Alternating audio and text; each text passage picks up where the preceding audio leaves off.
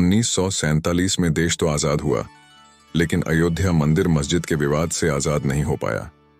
आजादी के 2 ही साल बाद 1949 में राम मंदिर विवाद ने एक बिल्कुल नया ले लिया। ये वो समय था जब राम मंदिर के विवाद ने पहली बार खुलकर राजनीतिक रूप ले लिया। मजेदार बात यह है कि इसे पहली बार राजनीतिक मुद्दा बनाने वाली पार्टी कांग्रेस थी। खास सीरीज राम जन्मभूमि का इतिहास में अब तक आपने जाना कि ब्रिटिश राज के दौरान कैसे अयोध्या में पूजा नमाज का विवाद शुरू हुआ और कैसे मामला ब्रिटिश अदालतों में पहुंचा मगर सुलझ नहीं पाया। आज चौथे एपिसोड में जानिए कि कब बाबरी ढांचे में रामलला की मूर्तियां प्रकट हुईं, किसने राम के नाम पर राजनीति शुरू की, किसने बाबरी ढांचे पर ताला लगवाया और किसने ये ताला खुलवाया।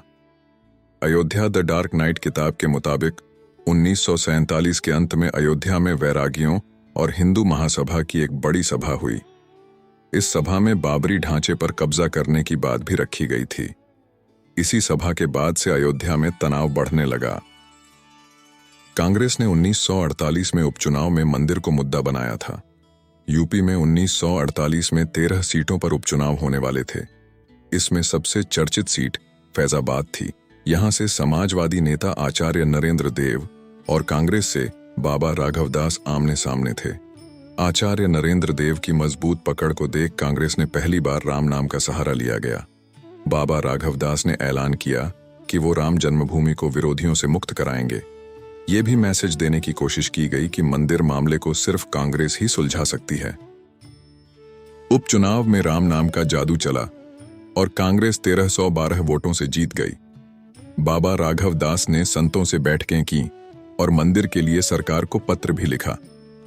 इसी बीच वक्फ इंस्पेक्टर मोहम्मद इब्राहिम ने 10 दिसंबर 1948 को एक रिपोर्ट जारी की। रिपोर्ट के मुताबिक हिंदू वैरागी इस इलाके में कब्रों मज़ारों को साफ करके रामायण पाठ कर रहे हैं और वे जबरन बाबरी ढांचे पर कब्जा कर रहे हैं। प्रशासन को विवादित परिसर में बनानी पड़ी पुलिस चौकी।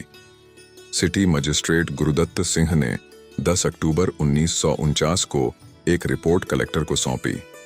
इसमें बताया गया कि बाबरी ढांचे के बगल में एक छोटा मंदिर बना हुआ है।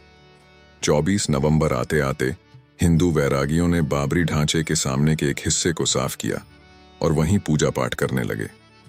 भीड़ बढ़ी तो प्रशासन ने वहां एक पुलिस चौकी बना दी, लेकिन हालात बिगड़ने लगे थे, जिसका असर ठीक 28 दिन बाद दिखा।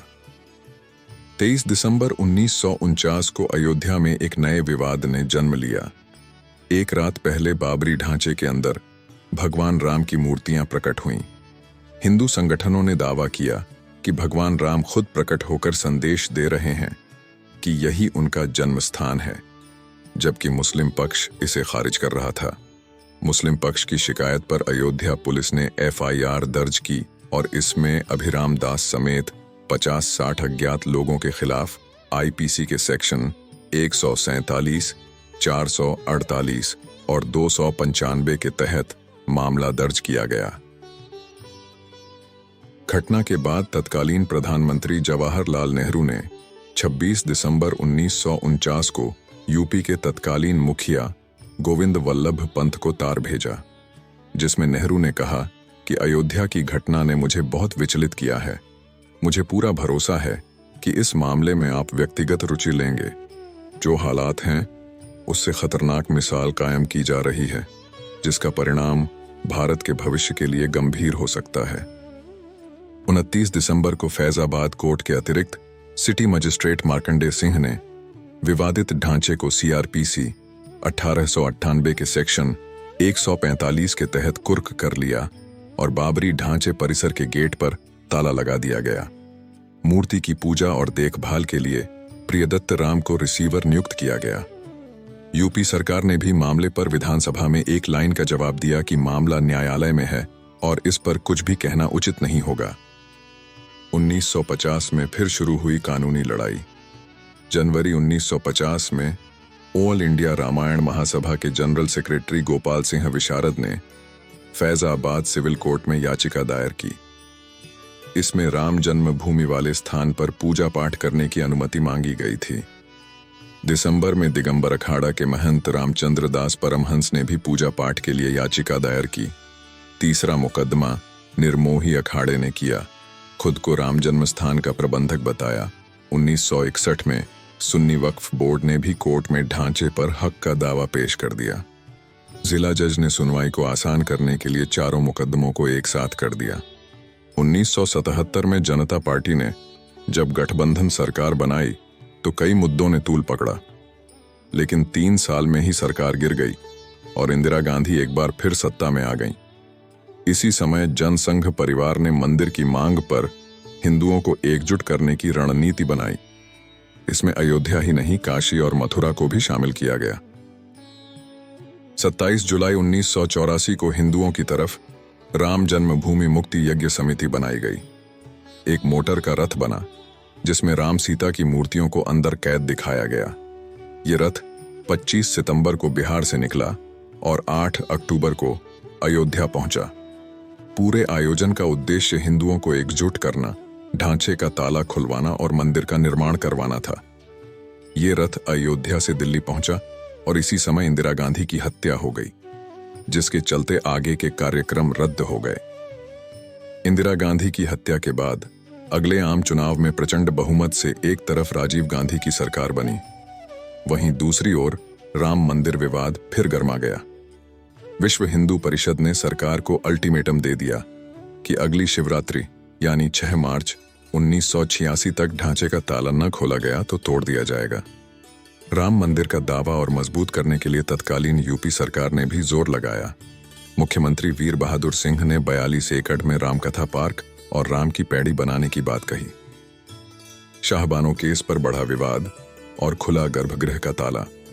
80 के दशक में शाहबानो केस में सुप्रीम कोर्ट का फैसला पलटने की वजह से राजीव गांधी पर मुस्लिम तुष्टीकरण के आरोप लग रहे थे।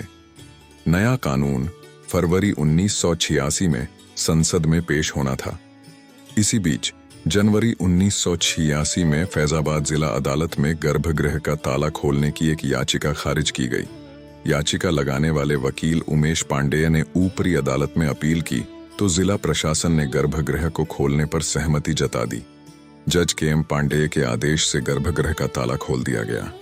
फैसला कोर्ट का था, लेकिन माना जाता है कि हिंदुओं की नाराजगी दूर करने के लिए राजीव गांधी सरकार ने यह कदम उठाया। रथ यात्रा के साथ राम मंदिर आंदोलन की नई शुरुआत। शाहबानो केस के बाद सितंबर 1990 में लाल कृष्ण आडवाणी ने रथ यात्रा शुरू की। अक्टूबर 1990 में कई कारसेवकों पर गोलियां चली। इन्हीं सब के बाद 6 दिसंबर 1992 को अयोध्या में लाखों की संख्या में कारसेवकों ने बाबरी ढांचा को गिरा दिया। उग्र भीड़ ने तकरीबन 5 घंटे में ढांचे को तोड़ दिया। 6 दिसंबर 1992 का देश की राजनीति और देश पर क्या पड़ा असर? 2014 में मोदी सरकार आने के बाद मंदिर के केस ने कैसे तेजी पकड़ी? मंदिर का भूमि पूजन कब हुआ? आज कितना बन गया? और पूरा स्ट्रक्चर कब तैयार होगा? इन सभी सवालों के जवाब राम जन्मभूमि का इतिहास सीरीज के अगले वीडियो में। चैनल को सब्सक्राइब करना, वीडियो को लाइक करना और नई वीडियो के अलर्ट के लिए बेल आइकॉन को दबाना न भूलें।